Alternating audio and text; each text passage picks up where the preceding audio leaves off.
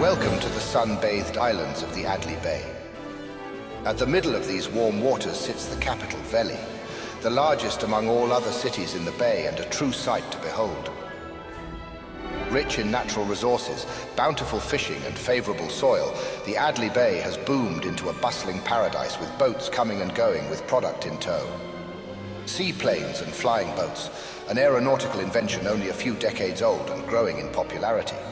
Those brave enough to pilot a plane tend to do so for an occupational or economical advantage, while others, for crooked reasons. Brew pirates, backwater bootleggers, they taint these lands in choking smog, plunder ingredients and steal from the peaceful locals to forcefully sustain their brewing monopoly. The pirates operate in secrecy from the surrounding landmass of the Marieth and Delholdin nations. Their presence expands, forcing their brews as they rove freely and unchallenged. That was until two unlikely heroes stepped forward. Nigel, a flunky from the Marieth Flight Academy. Undeterred, Nigel refuses to give up on his dream of becoming a career pilot. With very little flight hours on his record, he's eager to find anyone that will fly with him. And Francie, the daughter of a successful merchant in the Marieth capital. When she learned of her father's shop being ransacked by the pirates for goods used in their brewing production, she vowed to help protect the bay and return what was stolen. In this time of turmoil, our unlikely heroes unite under one banner and one name. Henceforth, the Brew Barons came to be.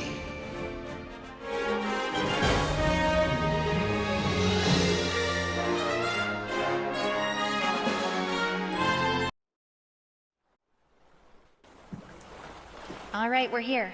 The city of Veli. The last remaining location in the bay that still shines bright with opportunity. Huh. Not a bad place to start a brewing enterprise. I hope the locals won't mind us setting up shop here. Some may be wary, but I'm sure we can sway minds and gather support if we can produce quality brews people actually like. All right then. Let's do this. I just wish we had enough money left over from the renovations to buy a better seaplane. The salesman may have swindled us with this junker. How about that? She floats! Sir, as I knew it would. Now before you head off, just a reminder to keep your speed low when entering or exiting any harbors. Harbors often have plenty of boats and obstacles that can cause some real harm to you and your plane if you're not careful, so just keep your throttle low and you'll do fine. I'm more concerned about the illuminated rust holes shining up through the floor. Rust? Just think of it as weight reduction. Anyhow, remember what I said. Oh, and try not to fly too high. That engine has carburetor issues. Bye-bye now. Oh boy. Well, let's see what this thing can do. I'll give you a quick refresher on the plane controls and instruments. Great, let's start. This is our fuel gauge. We have a full tank at the moment and shouldn't need to refuel for a while. Oh, and one role of the co-pilot is to give regular notifications on fuel levels. This meter represents the plane's cargo capacity. And currently, we aren't carrying anything. Take note that a heavily loaded plane will become a bit more sluggish in handling and speed. Highlighted here is our compass, attitude indicator, speed display, and altitude display. This is the engine throttle. Hold the throttle input to gradually raise or lower the plane speed. The throttle amount will remain fixed at that location when released. Just remember to lower your throttle when you want to slow down or stop. The red portion of the throttle bar represents sustained engine damage. Damage will limit engine performance. Below that is the plane health bar. From the looks of it, our plane currently sits around quarter health with reduced engine performance. Next to the throttle bar is the propeller pitch toggle. Simply put, you can invert your propeller angle and make the plane traverse either forwards or reverse. You would only want to use this if the plane gets snagged or stuck. And finally, steering the plane. On water, our direction is controlled by using the rudder. Taking off is controlled by the elevators, which are kind of broken right now, but I should note it can be helpful to pitch down while trolling on water for a little extra stability. It's coming back to me now. I recall the ignition button has to be held for several seconds in order to fire the engine up. That's right. Hold the ignition button to start up the plane. Apply some throttle and follow the ring markers. They will lead us to the brewery.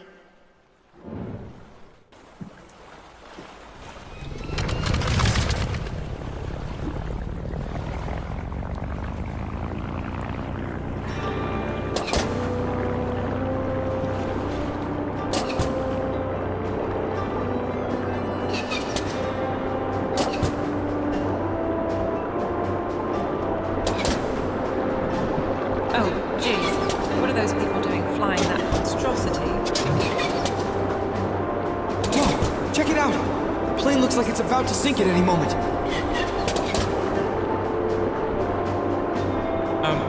Am I seeing that wrong? Does that plane have no wings? Look at that! Adwin actually sold that old wreck to some gullible pilots.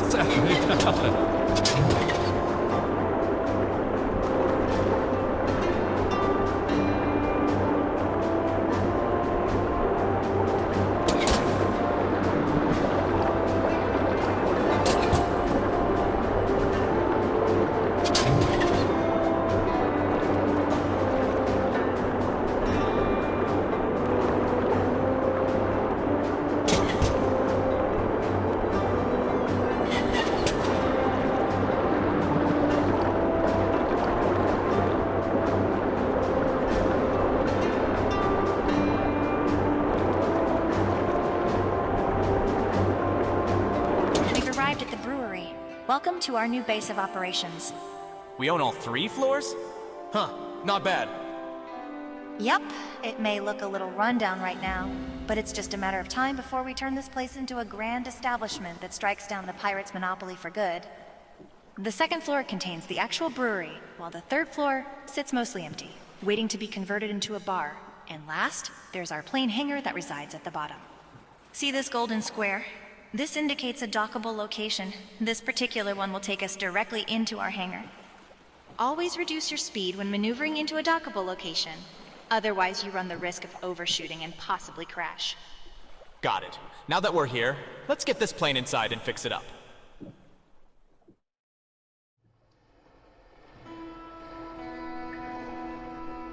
Welcome to the hangar. Let's jump right into the basics. From here, you can craft new planes, load or modify an existing one, and purchase new blueprints from the parts catalog. A plane will always need a pilot and co-pilot, which you can assign in the roster tab. You can also assign idle pilots to a few other jobs, such as brewery assistant or bar manager. Before we go any further, let's get this plane fixed up. In order to modify the plane, we must first fix up the structural damage. You can do so by opening the repair tab located on the plane information panel. Once opened, move the slider all the way to the right to repair all damage and accept the purchase.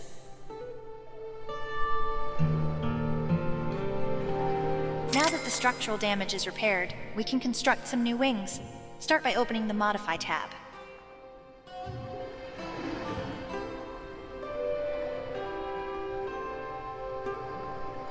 I noticed the wing construction required not only money, but also crafting materials.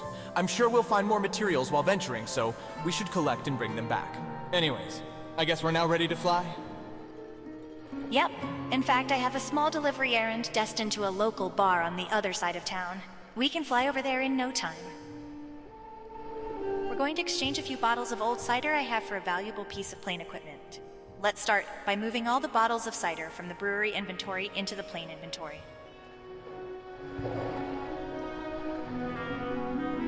The cider is now loaded in the plane's cargo space. It looks like we're all set.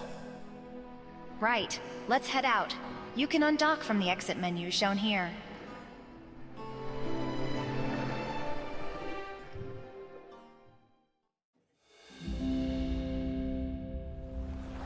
Oil, flaps, rudder. All meters look good. Ready for the You betcha. You can see we now have a delivery contract located in the upper right. The bar is located within eye range, just on the opposing side of the city.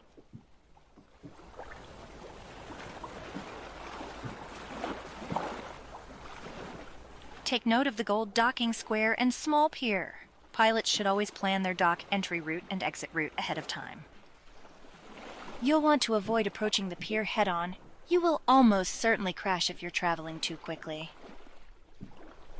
Instead, approach a pier from a perpendicular angle. This presents the safest way to dock at a pier, and also makes for an easy exit.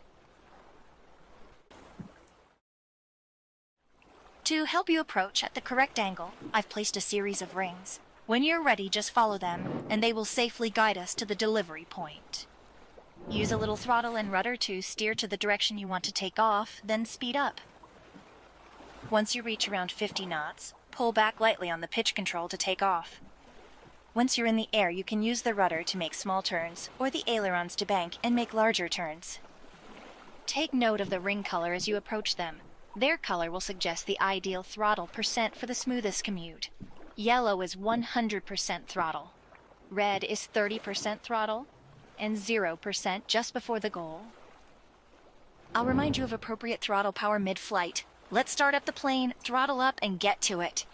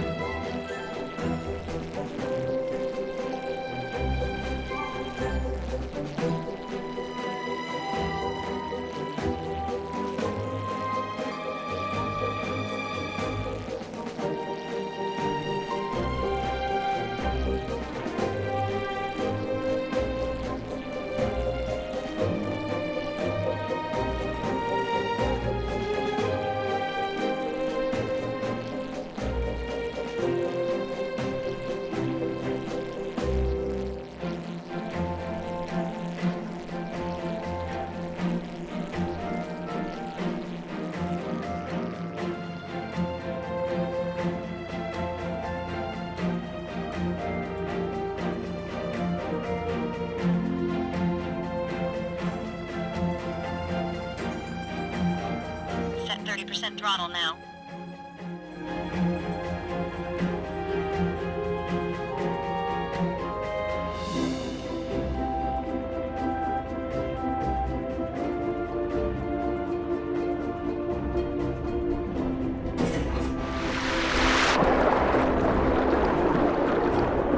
Reduce your speed. Slowly enter the final ring.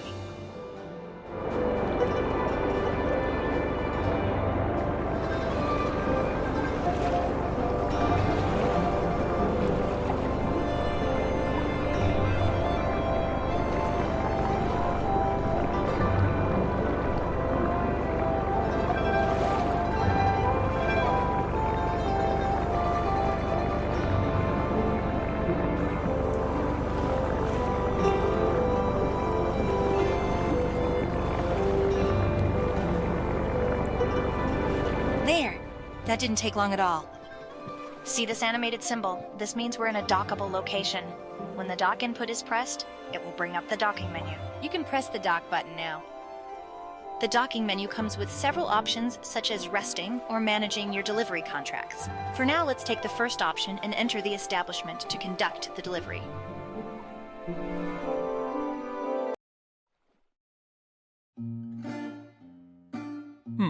The floor is sticky. A bit of a dive, ain't it? What self-respecting person would drink in such a place? Shh! Keep your voice down. The bar owner is coming this way. Hey, a couple of new faces. Take a seat wherever you wish. Hi. We're not here to drink. I overheard that your establishment was low on stock and you're willing to exchange for some old plane equipment for more. Ah, I see you caught my ad in the paper. Is that cider? Great, you have a deal. But be careful with that plane equipment. Hydro aviation can be pretty dangerous in the hands of a novice. Wait, what? We're toying with hydropropulsion? You've got to be kidding me. I don't know if I can endure such force. Oh, it's not just hydropropulsion, hydroprojectiles too. But relax. I'm sure we'll be fine in your capable hands.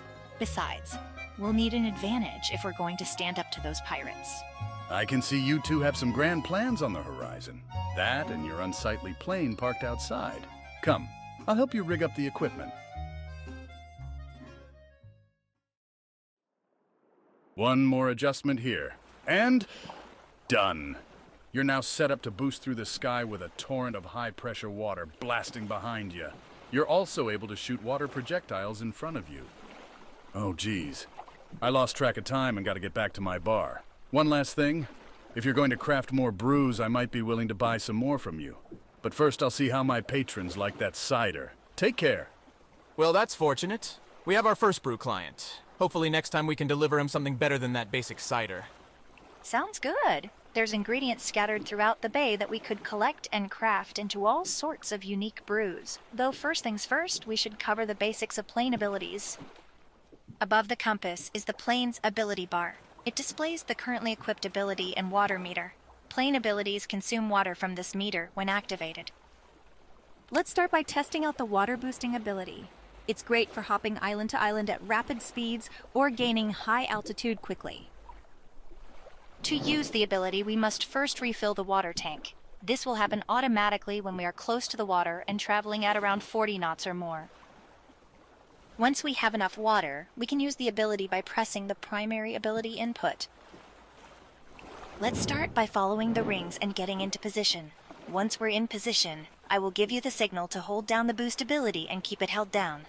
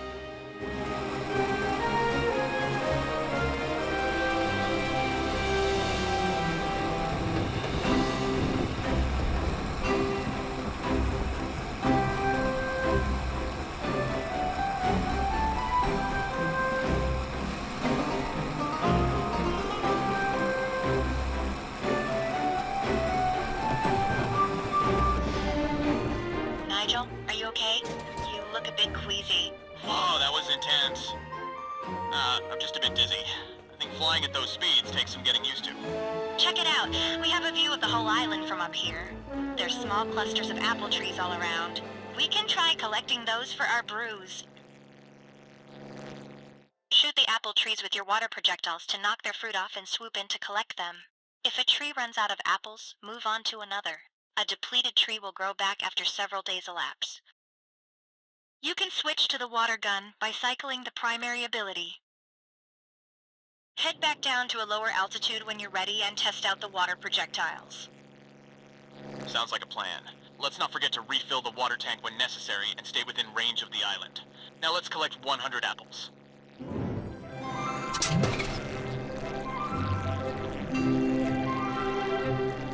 Sounds like our engine is struggling up here. That salesman definitely sold us a lemon. Let's fly down to a lower altitude before it dies completely.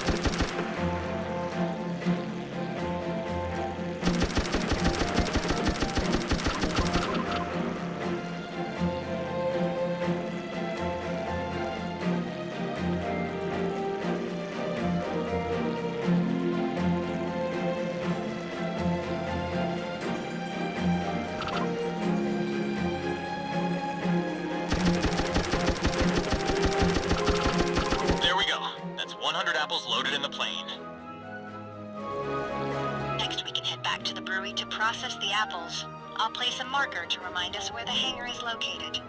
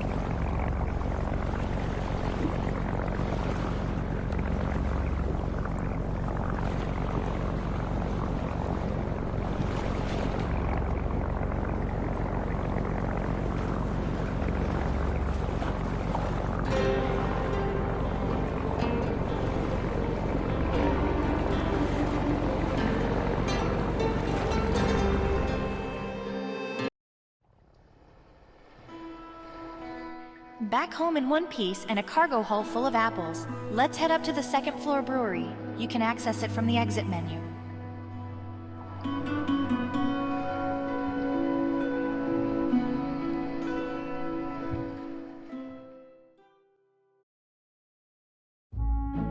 You managed to fit a fully functional brewery on a single floor? Impressive, right? We can take those apples we just collected and turn them into brews in no time at all.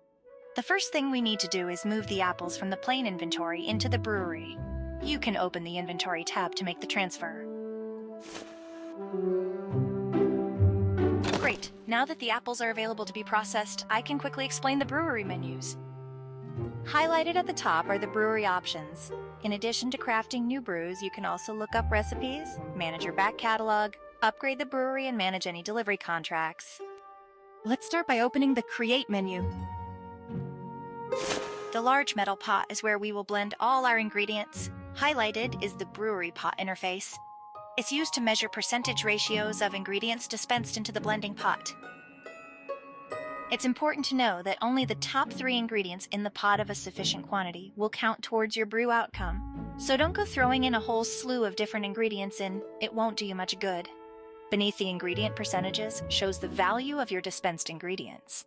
And below that is the alcohol by volume percentage. As you just maximum alcohol potential is something you'll want to take note of if you're crafting a brew for a client that has specified how much alcohol the drink should contain. Here's the reset button. If you dispense the wrong ingredient or your pot contents don't reach a desired alcohol potential. Now the fun part. This is the ingredient wheel. It allows you to cycle through all of the ingredients that have been placed in the brewery inventory. Let's hold the dispense button to drop all 100 apples into the pot.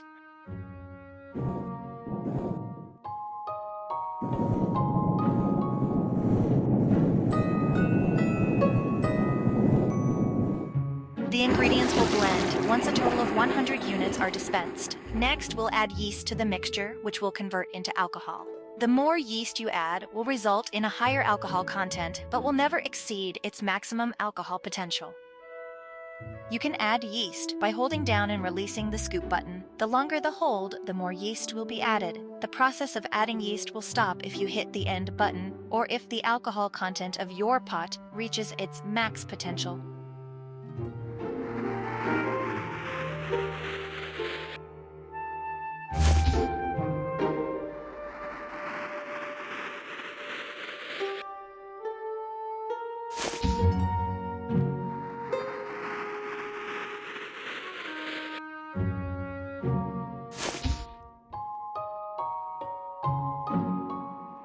Next, we'll process the mixture.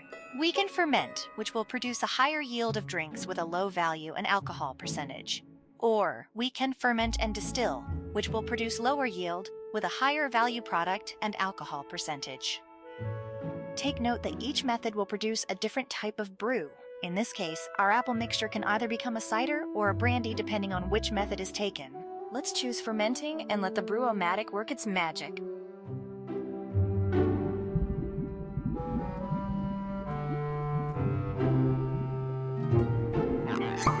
Presto! Our mixture has now been turned into a cider. This particular brew turned out a little basic, though no worries. Next time we can try crafting a brew with multiple ingredients to produce a better product. From here we can discard or bottle the brew. Let's select Bottle to continue. We can start to customize our product to our liking. We can change the bottle appearance and rename the product to anything we'd like. When you're happy with the design, you can press the Finish button.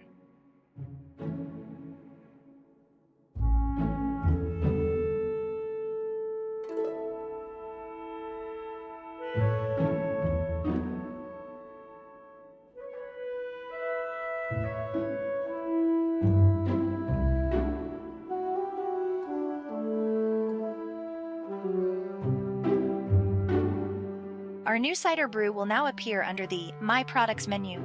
This menu is used to produce more units of any branded brews you've already crafted. Should a client request a branded brew that's out of stock, you can open this menu to produce more if you have sufficient ingredients. There's one last step. Seeing as we have no client contracts requesting cider, we can stock the cider at our own bar, which we need to set up first. Let's head up to the top floor by accessing the exit menu.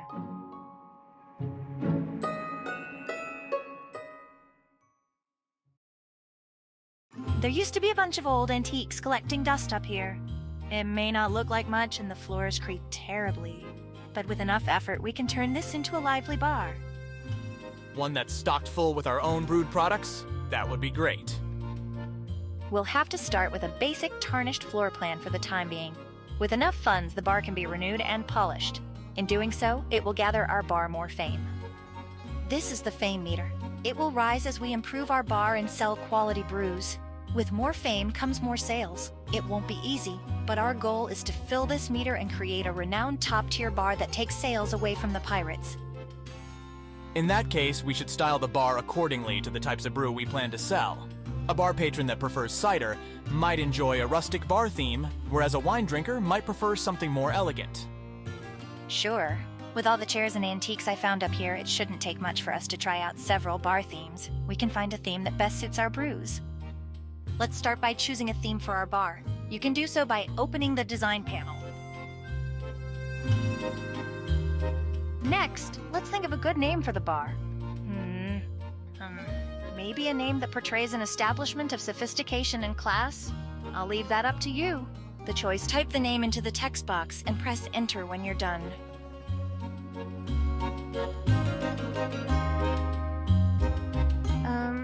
That's an interesting choice. It's different. Fortunately, we can always change it later. From this menu, you can adjust the cosmetics of our bar and upgrade the theme. Upgrading will help us gain fame a bit faster. Now with the bar all set up, we'll want to stock our cider so it can be slowly sold over time. You can open the inventory and make the brew transfer. There, we're now open for business. Be sure to keep the bar stocked with brews that suit our chosen theme. In doing so, we'll help keep our patrons happy. We should also get in the habit of checking in on our bar every now and then. We can review our sales history and gossip with the locals that might provide useful feedback. Right. It looks like we're all set and ready to finally start this. Let's get out there and explore.